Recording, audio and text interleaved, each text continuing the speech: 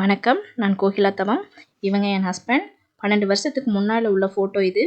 Work pressure காரணமாக தலையில் உள்ள முடியெல்லாம் உதிர்ந்துடுச்சு. நிறைய ஹேர் பேக்கு, ஹேர் ஆயில், ஃபுட்டெல்லாம் எடுத்து பழையபடி ஹேர் க்ரோத் கொண்டு வரேன். இதை ஒரு சேலஞ்சாக எடுத்திருக்கேன். 6 மந்த்ஸ் சேலஞ்சாக நான் இதை எடுத்திருக்கேன். இது என்னோட ரொம்ப நாள் ஆசை. இந்த சேலஞ்சில் வின் பண்ணிடுவேன்னு எனக்கு ரொம்ப நம்பிக்கை இருக்குது.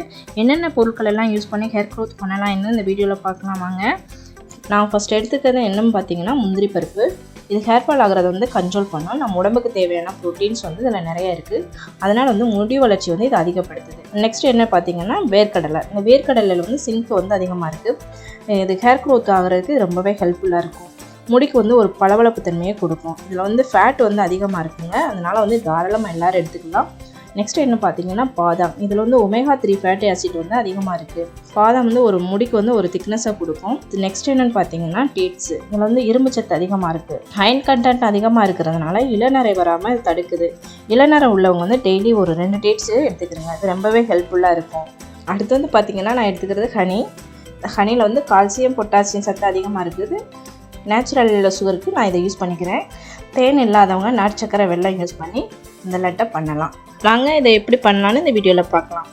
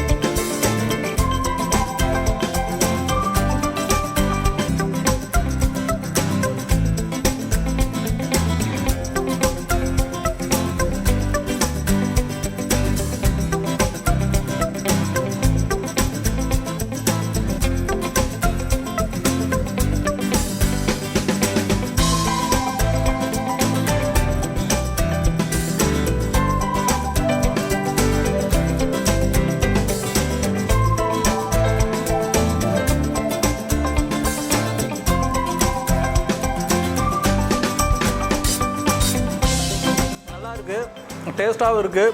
சின்ன குழந்தைங்க கூட சாப்பிடுவாங்க போல். ஏன்னா இதில் எல்லா விதமான சத்து இருக்குது.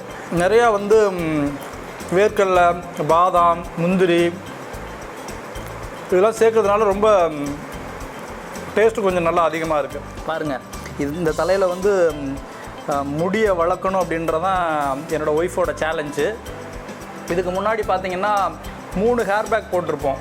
ஒன்று வந்து செம்பருத்தி இலை ஹேர் பேக்கு, அதுக்கப்புறம் பார்த்திங்கன்னா சின்ன வெங்காயம் ஹேர் பேக்கு, அப்புறம் 3ஆவதாக நேற்று கூட ஒரு ஹேர் பேக் போட்டிருந்தோம்,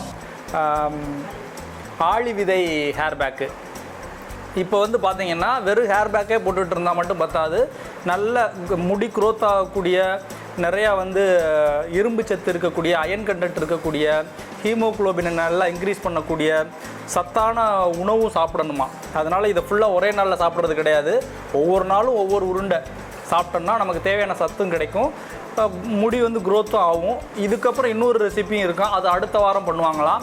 இந்த மாதிரி ஹேர் பேக்கு, இந்த மாதிரி சத்தான உணவு இதை தொடர்ந்து எடுத்துக்கிட்டோம்னா கண்டிப்பாக நம்ம தலையில் வந்து முடி வளரும் அப்படின்றாங்க. தொடர்ந்து இந்த வீடியோவை பாருங்கள். ஒரு மாதம் கழித்து என்னோடய இந்த தலையில் வந்து முடி வளர்ந்துருக்கா அப்படின்றத பார்ப்போம். இது ஒரு சேலஞ்சாக எடுத்து பண்ணிகிட்ருக்கோம். இந்த ஒரு வாரமாக பண்ணிகிட்ருக்கோம். கொஞ்சம் இம்ப்ரூவ்மெண்ட் தெரியுது. கண்டிப்பாக வந்து இம்ப்ரூவ்மெண்ட் ஆகும்னு நானும் நம்புகிறேன், என்னோடய ஒய்ஃபும் நம்புகிறாங்க.